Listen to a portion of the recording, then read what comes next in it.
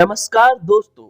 भाग्य का लिखा कभी नहीं मिटता, ये आज की कहानी है। एक गांव में एक बहुत ही ज्ञानी पंडित रहता था। एक दिन वह अपने बचपन के मित्र से मिलने के लिए दूसरे गांव जा रहा था। उसका मित्र बचपन से ही गूंगा और एक पैर से अपाहिज था। उसके मित्र का गांव काफी दूर था। रास्ते में कई छोटे छोटे गांव पड़ते थे। पंडित अपनी धुन में आगे चला जा रहा था। तभी रास्ते में उसे एक आदमी और मिल गया। वह भी पंडित के साथ साथ चलने लगा। पंडित ने सोचा, चलो अच्छा ही हुआ, साथ साथ चलने से सफर जल्दी कट जाएगा। चलते चलते पंडित ने उस आदमी से उसका नाम पूछा, तो उस आदमी ने अपना नाम महाकाल बताया।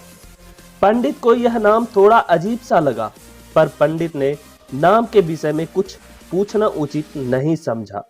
दोनों धीरे धीरे साथ में चल ही रहे थे। तभी रास्ते में एक गांव आया तो महाकाल ने पंडित से कहा, तुम आगे बढ़ो, मुझे इस गांव में एक संदेशा देना है, मैं तुमसे आगे मिलता हूँ।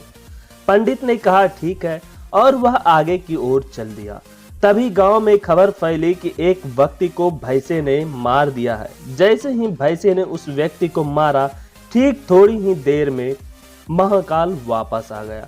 फिर चलते चलते दोनों एक दूसरे गांव के बाहर पहुंचते हैं। यहाँ पर एक छोटा सा मंदिर बना था और ठहरने की व्यवस्था भी अच्छी लग रही थी। पंडित के मित्र का गांव भी वहां से अभी काफी दूर था और रात्रि भी होने वाली थी। तो पंडित ने महाकाल से कहा, रात्रि होने वाली है, पूरा दिन चलते चलते थकान भी लग रही है और भूख भी लगी है, हम यहीं भोजन करके आराम कर लेते हैं, कल सुबह आराम से आगे का सफर करेंगे। महाकाल ने कहा ठीक है, मुझे इस गांव में किसी को कोई जरूरी सामान देना है, तुम खाना खाकर आराम करो, मैं बाद में आकर खा लूंगा। इतना कहकर वह वहां से चला गया। लेकिन उसके जाते ही कुछ देर बाद उस गांव में धुआं उठता दिखाई दिया और देखते ही देखते पूरे गांव में आग लग गई।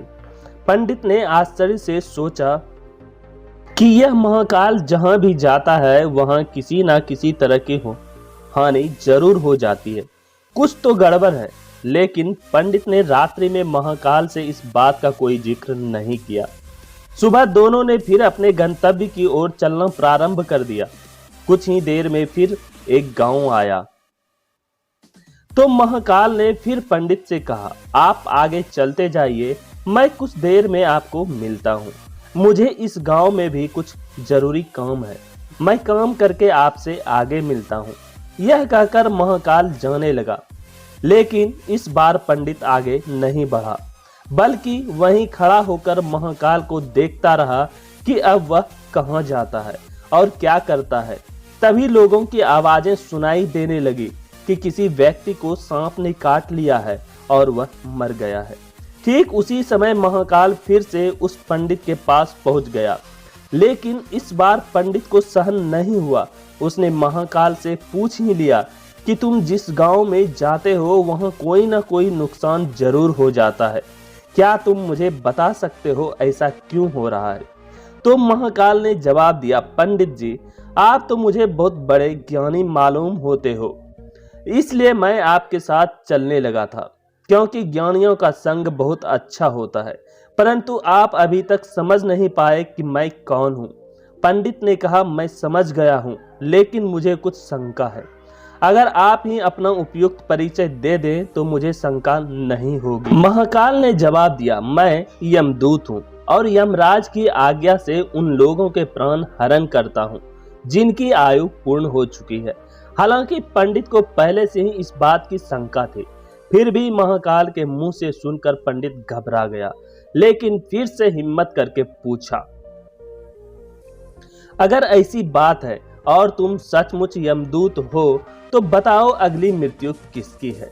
यमदूत ने जवाब दिया, अगली मृत्यु तुम्हारे उसी मित्र की है जिससे तुम मिलने जा रहे हो, और उसकी मृत्यु का कारण भी तुम ही बनोगे। यह बात सुनकर पंडित सहम-सा गया। पंडित सोच में पड़ गया कि यदि वास्तव में यह यमदूत हुआ तो उसकी बात भी सही होगी। मेरे कारण मेरे बचपन के सबसे अच्छे मित्र की मृत्यु हो जाएगी। इसलिए अच्छा यही होगा कि मैं अपने मित्र से मिलने ही ना जाऊं।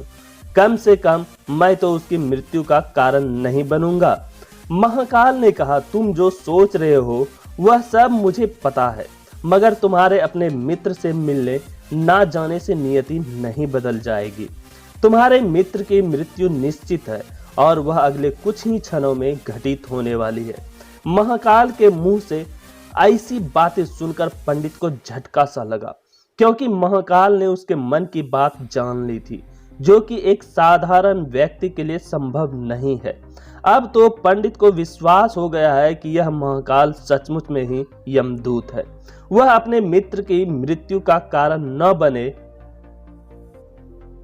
इसलिए पंडित पीछे की ओर मुड़ा और अपने गांव की ओर जाने लगा। परंतु जैसे ही पंडित मुड़ा, उसका मित्र तेजी से उसकी ओर आता हुआ दिखाई दिया, जो पंडित को देखकर अत्यंत प्रसन्न दिख रहा था।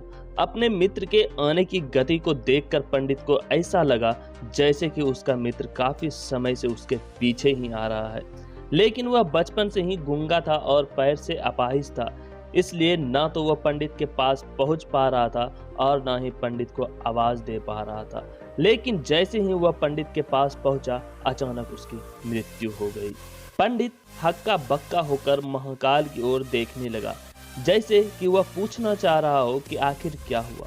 महाकाल पंडित के मन की बात को समझ गया और बोला, तुम्हारा मित्र पिछले गांव से तुम्हारे पीछे पीछे आ रहा था, लेकिन वह अपाहिज और गूंगा होने की वजह से तुम तक नहीं पहुंच सका।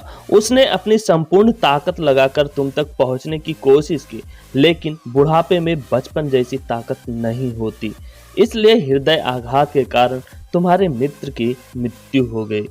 क्योंकि तुमसे मिलने के लिए अपनी गति की सीमा को लांघते हुए वह तुमसे मिलने के लिए पीछे पीछे भाग रहा था, इसलिए अपने मित्र की मृत्यु का कारण तुम ही बने। अब पंडित को विश्वास हो चुका था कि सचमुच यह महाकाल एक यमदूत है और उसका कार्य जीवों के प्राणों को हरना है। पंडित एक ज्ञानी व्यक्ति था, इसलिए यह भी जानता था कि मृत्यु पर किसी का बस नहीं चलता, सभी जीवों को एक ना एक दिन मरना ही है। यही सोचकर उसने अपने आप को संभाल लिया।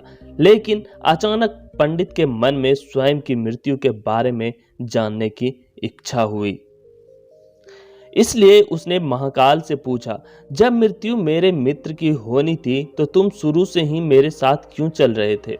महाकाल ने जवाब दिया, मैं तो सभी के साथ चलता हूँ और हर क्षण चलता रहता हूँ, किंतु लोग पहचान नहीं पाते, क्योंकि लोगों के पास अपनी समस्याओं के अलावा किसी और व्यक्ति, वस्तु या घटना के संदर्भ में सोचने, समझने और देखने का समय ही नहीं होता। पंडित ने कहा, क्या तुम बता सकते हो कि मेरी मृत्यु कब और कैसे होगी? तो महाकाल ने कहा, हालांकि किसी सामान्य जीव को यह जानना ठीक नहीं है, क्योंकि कोई भी जीव अपनी मृत्यु के बारे में जानकर दुखी ही होता है, लेकिन तुम ज्ञानी व्यक्ति प्रतीत होते हो और अपने मित्र की मृत्यु को तुमने जितनी आसानी से सहन कर लिया है, उसे देखकर लगता है कि तुम अपनी मृत्यु के बारे में जानकर भी दुखी नहीं होगे। इसलिए मैं तुम्हें बता देता हूँ कि तुम्हारी मृत्यु आज से ठीक 6 महीने बाद आज के ही दिन किसी दूसरे राज्य में फांसी लगने से होगी। और सबसे आश्चर्य की बात यह होगी कि तुम स्वयं खुशी से फांसी को स्वीकार कर लोगे। इतना कहकर महाकाल जाने लगा, क्योंकि महाकाल का पंडित के साथ चलते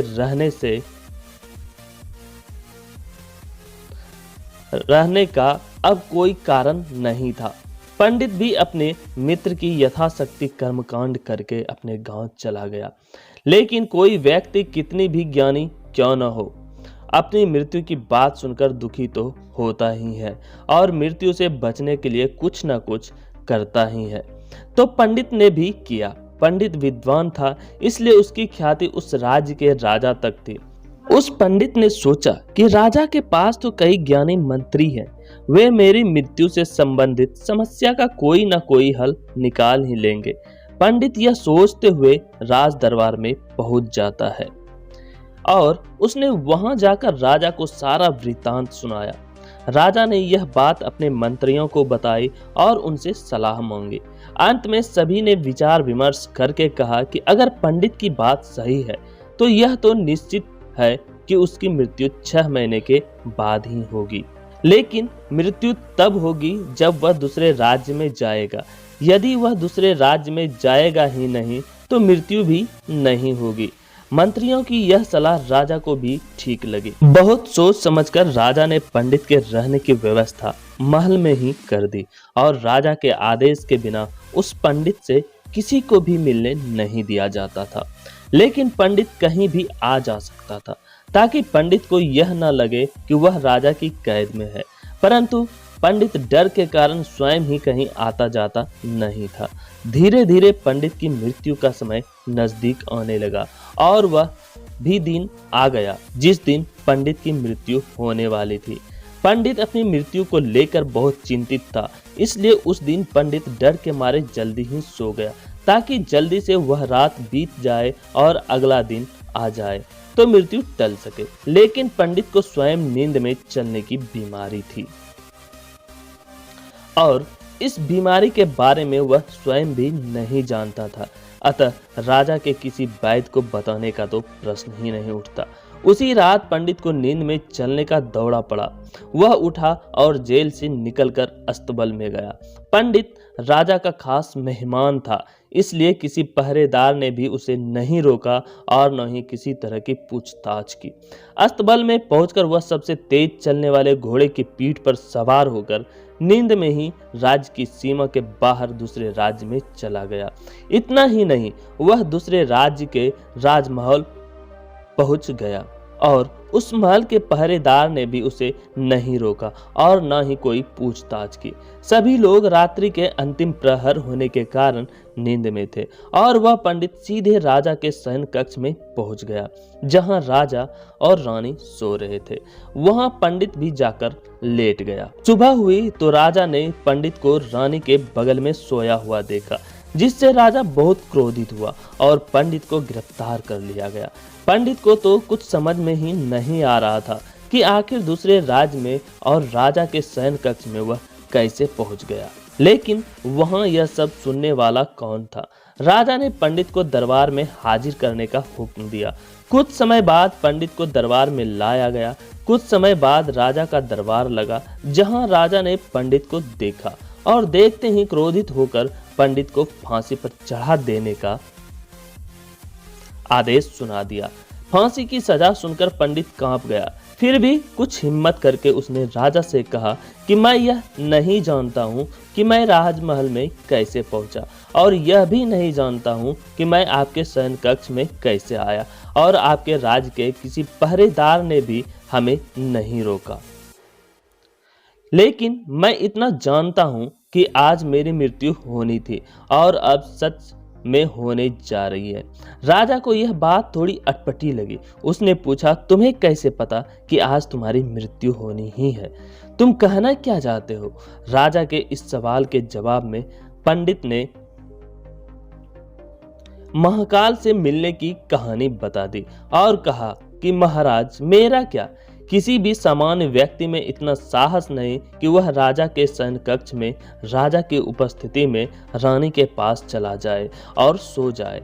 राजा को पंडित की बात में थोड़ी सत्यता दिखाई दी, परंतु उसने सोचा यह मृत्यु से बचने के लिए महाकाल और अपनी मृत्यु की भविष्यवाणी का बहाना बना रहा है।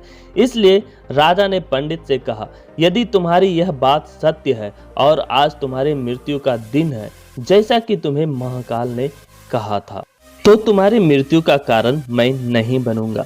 लेकिन अगर यह बात झूठी निकली तो निश्चित ही आज तुम्हारी मृत्यु का दिन होगा, क्योंकि पड़ोसी राज्य का राजा उसका मित्र था। उसने तुरंत सैनिकों के हाथ दूसरे राज्य के राजा को पत्र भेजा और पंडित की बात की सत्यता का प्रमाण मांगा।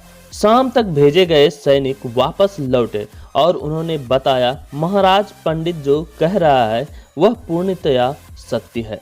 दूसरे राज्य के राजा ने पंडित को रहने के लिए अपने ही महल में संपूर्ण व्यवस्था कर रखी थी और पिछले 6 महीनों से पंडित राजा का मेहमान था। कल राजा इससे अंतिम बार मिले थे। इसके बाद इस राज्य में यह कैसे पहुंचा, इसकी जानकारी किसी को नहीं है। इसलिए उस राज्य के राजा के अनुसार पंडित को फांसी की सजा देना उचित नहीं है। लेकिन राजा के लिए एक नई समस्या आ गई, क्योंकि उसने बिना कुछ जाने ही पंडित को फांसी की सजा सुना दी थी। इसलिए अगर दंड फांसी नहीं दी जाए तो राजा के कथन का अपमान हो जाएगा, और अगर राजा के द्वारा दी गई सजा का मान रखा जाए तो पंडित की बिना वजह ही मृत्यु हो जाएगी। राजा ने अपने सभी मंत्रियों से इस बारे में चर्चा की। सभी मंत्रियों ने सुझाव दिया कि महाराज, पंडित को एक कच्चे सूत से फांसी लगवा दें। इससे आपके कथन का भी मान रह जाएगा और कच्चे सूत के धागे से पंडित को भी फांसी नहीं लगेगी और उसके प्राण भी बच जाएंगे। राजा को यह सुझाव अच्छा लगा। उसने ऐसा ही आदेश सुना दिया। पंडित के लिए कच्चे धागे के सूत का फांसी का फंदा बनाया गया और नियम के अनुसार पंडित को फांसी पर चढ़ाया जाने लगा। सभी लोग खुश थे कि ना तो पंडित मरेगा और न ही राजा का वचन झूठा पड़ेगा।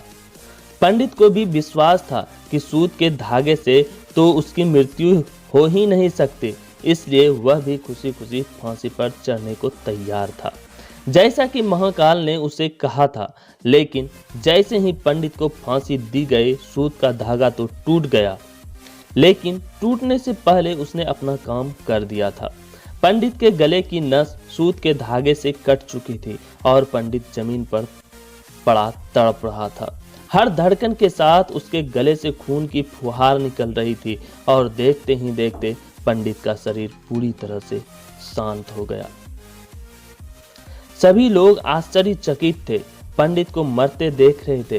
किसी को विश्वास ही नहीं हो रहा था कि इस कमजोर से धागे से किसी की मृत्यु हो सकती है।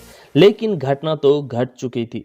नियति ने अपना काम कर दिया था। जो होना होता है वह होकर ही रहता है। हम चाहे जितनी भी सावधानियां बरतें, जितना भी उपाय कर लें, लेकिन हर घटना और घटना की पूरी प्रणाली पहले से ही तय होती है, जिसे हम थोड़ा सा भी इधर उधर नहीं कर सकते। इसलिए ईश्वर ने हमें भविष्य जानने की क्षमता नहीं दी है, ताकि हम अपने जीवन को ज्यादा बेहतर ढंग से जी सकें। और यही बात उस पंडित पर भी लागू होती है। यदि पंडित ने महाकाल से अपनी मृत्यु के बारे में ना पूछा होता तो 6 महीने राजा की कैद में डर डर कर जीने की बजाय ज्यादा बेहतर जीवन जीता। अगर आप इस कहानी को पूरा सुन चुके हैं तो इसके लिए मैं आपको धन्यवाद देता हूँ। आप ऐसी ही कहानी सुनने के लिए इस चैनल को सब्सक्राइब जरूर